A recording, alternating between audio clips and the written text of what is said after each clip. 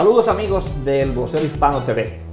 Hoy vamos a comenzar una serie de comentarios, o un programa de comentarios, donde vamos a hablar sobre los temas de la actualidad, los temas que se publican especialmente en cada edición del Vocero Hispano cada viernes. Este espacio se llama Aquí estamos, comentando los hechos, con Ramón Peralta. ¿Cómo estás, Ramón? Muy bien, Andrés. Contento por iniciar este programa que hace mucho tiempo queríamos iniciarlo.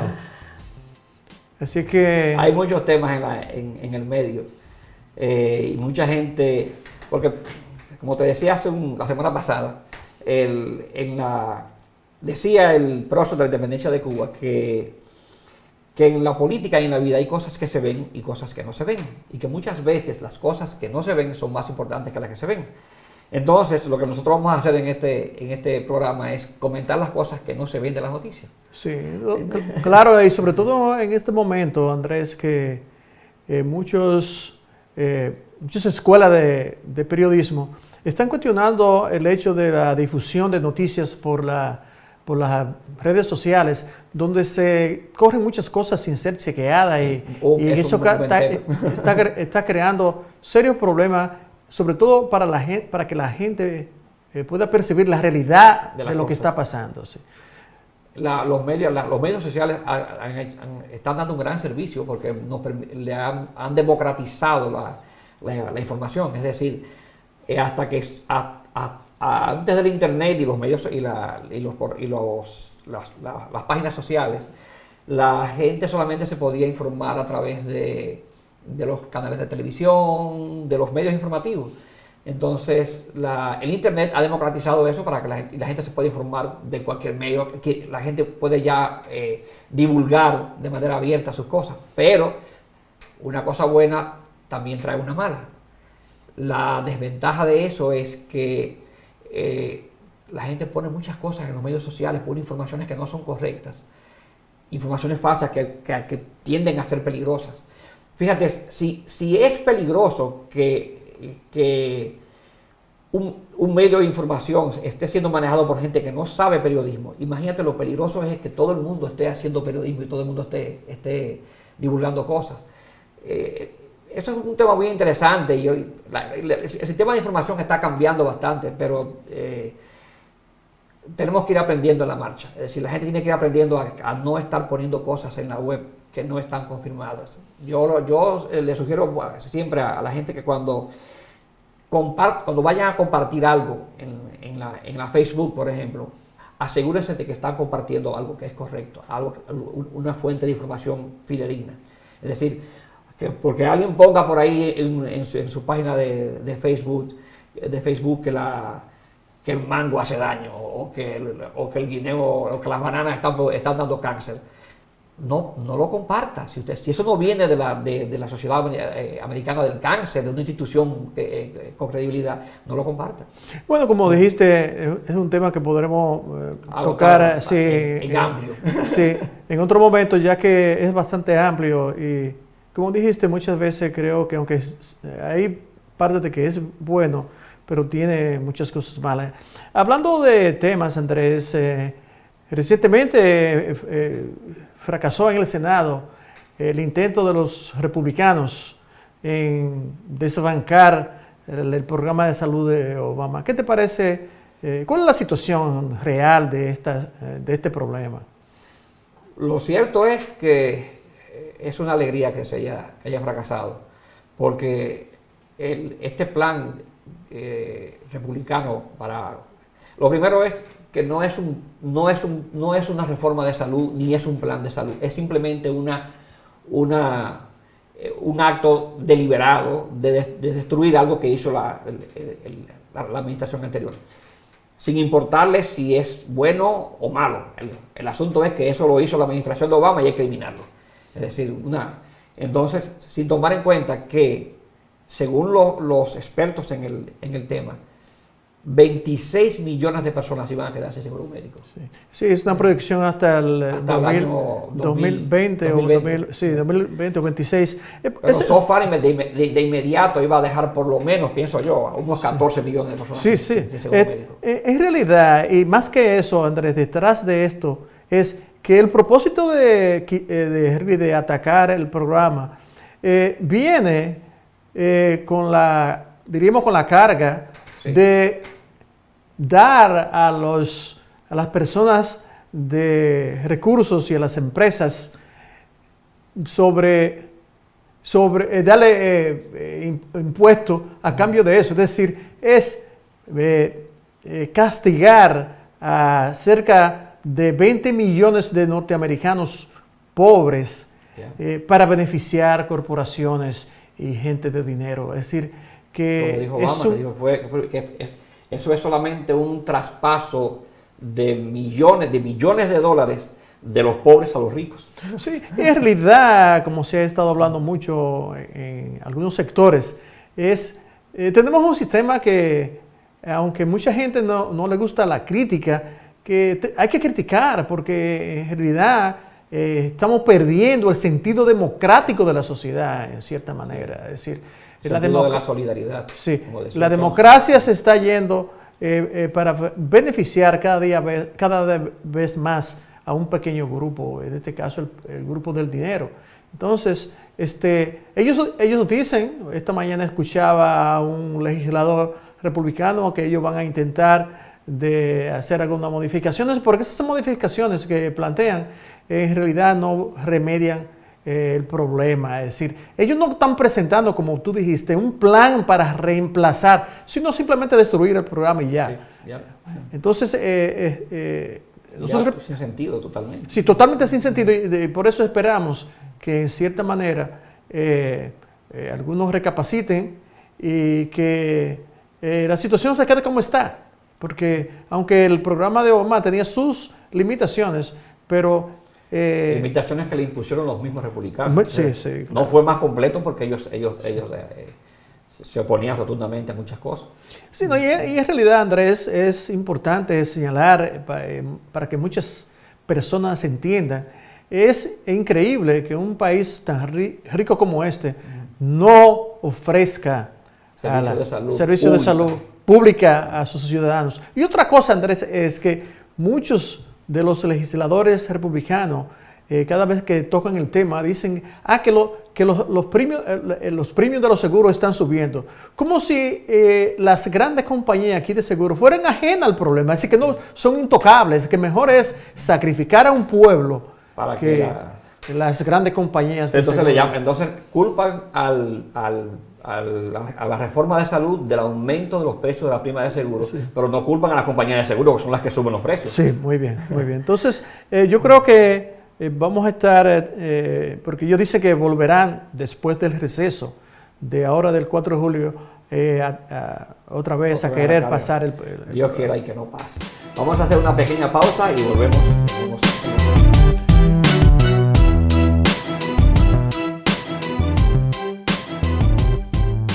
¿Sabía usted que hay un lugar en Grand Rapids que ofrece servicios de salud de alta calidad a personas de recursos limitados? Exalta Health. Por más de 20 años, Exalta Health ha estado proveyendo servicios de salud y dental accesibles a nuestra comunidad. Motivados creyentes cristianos hacen posible que podamos servir a nuestra comunidad con sus generosas donaciones y sus servicios voluntarios. Si usted desea servicio médico de alta calidad, accesible a sus posibilidades, visite exaltahealth.org. Compasión, accesible, calidad, Exalta Health.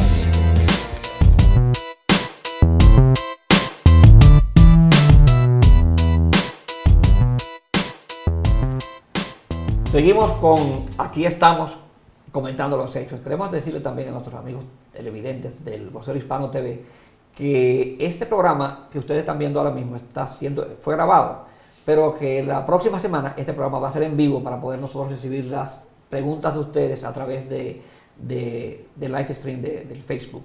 Sí, interesante eso que tú dices de las preguntas, porque queremos dejar manifiesto a los que nos siguen, sí, que nosotros analizamos la noticia, pero no quiere decir que tenemos la verdad absoluta, Claro, que vivimos en una sociedad Claro. donde las opiniones de los que nos siguen a través de la televisión son válidas también. Claro, ¿no? Y probablemente nosotros estamos equivocados y ellos Sí. nos rectifican. Hay otro tema, Andrés, que la semana pasada estaba en vigencia y es que tú trajiste a colación, es el problema de las licencias internacionales. Bueno, las licencias internacionales realmente fueron una estafa. No se puede hablar de otro término. ¿Por qué es una estafa? Cuando tú vendes algo que no es lo que dijiste que estás vendiendo, entonces estás estafando a la gente. Es decir, si yo te digo que te voy a vender una caja de manzanas y cuando tú abres la caja lo que encuentras es piedra, entonces yo te engañé y te estoy estafando. Entonces, eso mismo pasa con las famosas licencias internacionales. Las licencias internacionales realmente no existen. No existen. ¿Por qué? Porque son simplemente la traducción de un documento, de tu documento de licencia, hecho en una tarjetita pequeña por dos instituciones norteamericanas aquí en Estados Unidos, que son la Motorist Association y la AAA, y cuesta solamente $20. Si tú vas a viajar a París, por ejemplo, a Francia, y tú quieres llevar tu licencia en francés para que si un policía te detiene en la calle, tú puedas darle tu licencia en el idioma francés, o sea, tú le das tu licencia de Michigan, pero también le das la internacional, que es la traducción, y está traducido a francés, y entonces el policía puede leer en francés si tu licencia está al día, todo ese tipo de cosas. Entonces, lo mismo que si te fueras a Bruselas, que si te fueras ¿qué te digo?, a Sudáfrica, o te fueras a China, entonces tú puedes solicitar esa licencia y cuesta solamente $20. Está en el internet, tú entras a la AAA o a la Motorist Association y encuentras ahí la forma de aplicar para esa licencia. Aquí hubo gente que estuvo vendiendo eso hasta en $300. Hacían una traducción ellos de tu licencia, te la ponían en una tarjetita y te decían que esa era una licencia internacional.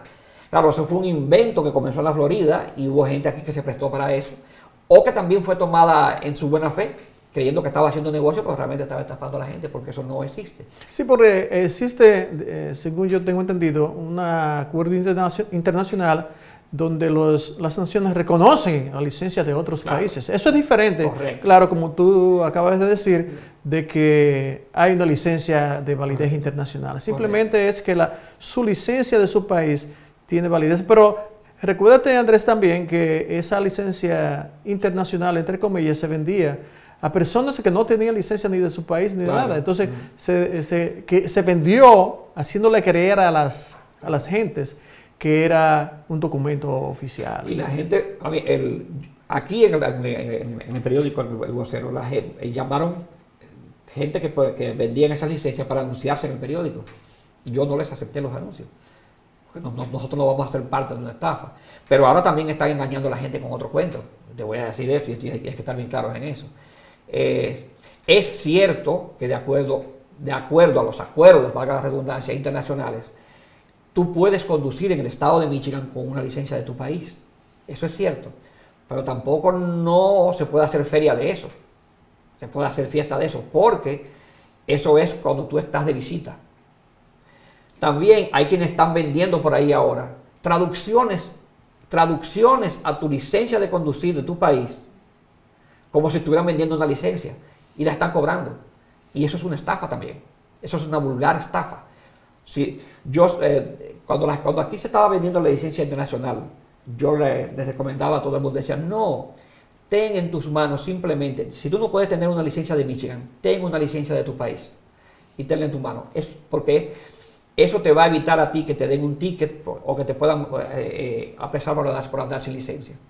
O te va a evitar que si tienes un accidente, te puedan juzgar por conducir sin licencia o te puedan poner cargos por eso. Porque es bueno recordar que hubo un caso hace unos años de un conductor hispano que tuvo un accidente en el condado de Arwa, y en ese accidente murió la otra persona, el otro conductor, Pero no fue culpa del conductor hispano, fue culpa del conductor que murió, que era americano. Pero los fiscales del condado de Iowa quisieron, como quiera, condenar y ponerle cargos al conductor hispano. Entonces, los abogados que llevaron ese caso lo llevaron en principio a Richard Kessler y otros abogados más. Llevaron ese caso y después ese caso llegó hasta la Corte de Apelación. Entonces, en la Corte de Apelación, el juez de la Corte dijo, no, él no andaba sin licencia, él andaba con una licencia de su país. Y fíjate que la licencia de su país que tenía también estaba vencida. Y el juez dijo, y no importa que esa licencia de su país haya estado vencida, porque la ley de Michigan lo que establece bien claro es que tú no puedes manejar sin licencia. Entonces, que el concepto de no tener licencia no implica que la licencia esté vencida. Es decir, si tú tienes una licencia de Michigan y se venció y tú andas con ella, a ti no te pueden juzgar por no tener licencia. A ti te van a dar un ticket, un cargo por conducir con una licencia vencida, pero no por no conducir sin licencia. Pero también les digo a los amigos seguidores del Vocero TV que no se dejen engañar, que ustedes no necesitan una traducción de la licencia.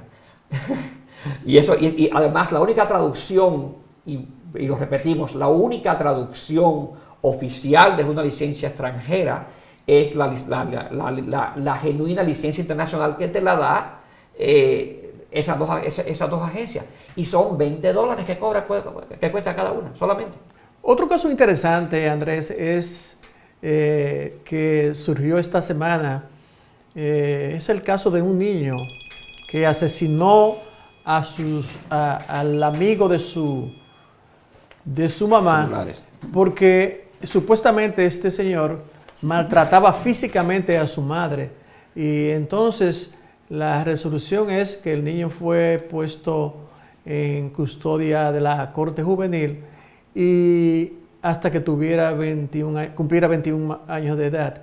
Y ese es el caso que hasta ahora, hoy el juez está debatiendo si el joven va a adquirir libertad me parece que en diciembre.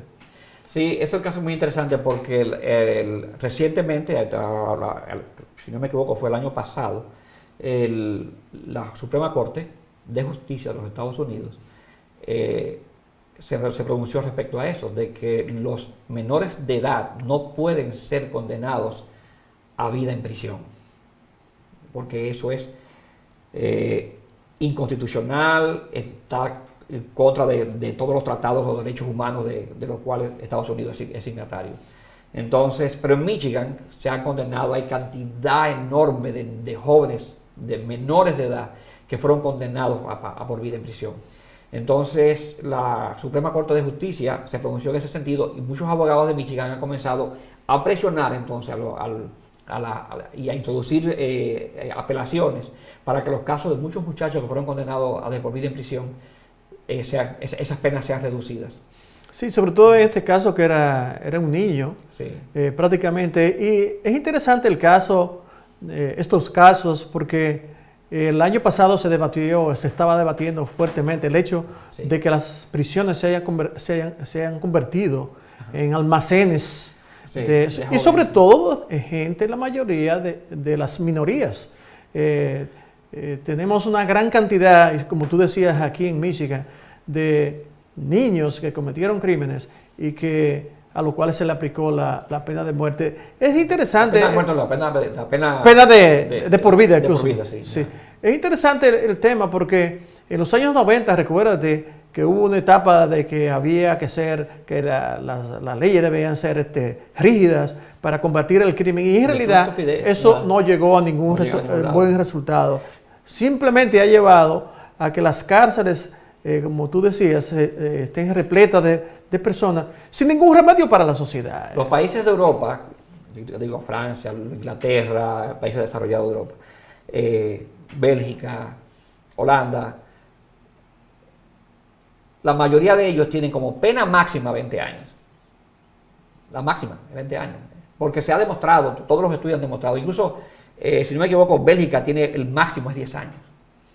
Entonces, porque se ha demostrado que cuando una persona comete un crimen, lo que necesita es rehabilitación. Hay casos en que sí debe ser sometido a la penalidad de años de cárcel y luego sometido a rehabilitación. Entonces, el castigo realmente no conduce a nada bueno para mejorar el crimen. Yo siempre he dicho que en este país hay un sentido demasiado hipertrofiado de la venganza. Es decir, no se castiga para evitar que el crimen se vuelva a cometer, no se castiga simplemente por el hecho de venganza. De castigarse.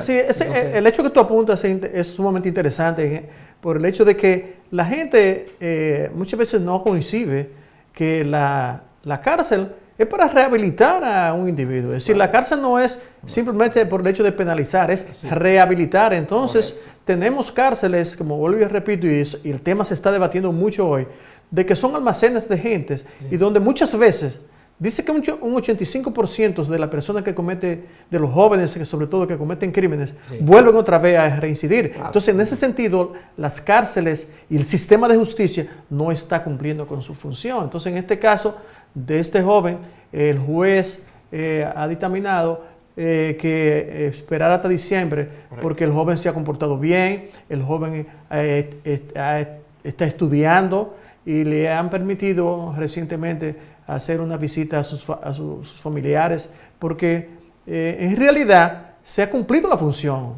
de la condena, que es rehabilitar al individuo, que vuelva a la sociedad, como tú dices. Una persona, aunque cometa un crimen, no pierde sus derechos, en el sentido de que pierde la legitimidad de vivir en la sociedad, pero no pierde sus derechos en el sentido de que es un ser humano, es un ciudadano que merece. Es un ser humano, sobre todo. Sí. Se ha criticado mucho lo que llaman la guía de sentencias, para que nuestros amigos televidentes entiendan el concepto de guía de sentencias. Todos los estados tienen una guía, los departamentos de justicia de cada estado tienen una guía de sentencias. Esa sentencia dice, por ejemplo, si tú cometiste un crimen, mataste a alguien, tú tienes tantos años, si tienes tanto esto, tanto. Entonces, se ha criticado mucho que la guía de sentencias de Michigan es exagerada, es la más dura. Aquí, simplemente por un delito sexual, tú puedes pasar la vida en prisión. Entonces, en otros estados no es así, ni siquiera las leyes federales son así. Tú notas, por ejemplo, casos de individuos que son arrestados por estafas, incluso por asaltos a bancos, y cuando son juzgados por las leyes federales, son condenados a 10 años, 8 años, 15 años y al máximo 20 años. Y tú dices, pero es una condena suave, relativamente suave, en comparación con la de Michigan. En Michigan, cualquier persona que se roba una caja de cigarrillos en una tienda le ponen fácilmente 10 años de cárcel. Hay muchos casos de jóvenes, sobre todo de minorías afroamericanas más que todo, que por delitos como robarse la gasolina en una estación de gasolina y cosas así, ha sido condenado hasta 10 años de cárcel. Y eso es un absurdo. Sí, donde dice que la penalidad no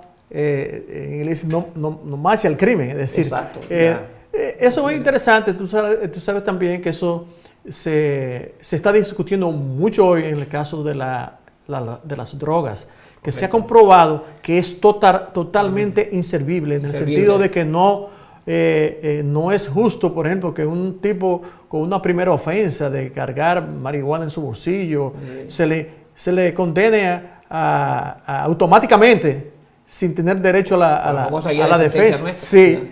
Entonces, es interesante lo que tú anotas en ese sentido, porque debemos, eso se estaba haciendo en el último año de la administración Obama, pero ahora puede ser que volvamos hacia atrás a las famosas disposiciones de los años 90, donde penalizar el crimen hay que hacerlo de manera drástica. Y recuerda tú también que incluso en Michigan, en esa etapa, se comenzaron a construir prisiones más que escuelas. Sí. Entonces, en ese sentido, también otro error tremendo, porque la mayoría de esas personas, que son todos jóvenes que van a las cárceles, muchas veces por falta de educación, es decir, claro, no falta de educarse. Son de familias pobres, marginadas, sí, hay un problema de pobreza social muy grande, es un problema social. Pero hay mucho que hablar de eso. Sí. Así que ya el tiempo se nos va y entonces nos veremos en la próxima edición de Aquí estamos comentando los hechos con Ramón Peralta y Kelly Santos.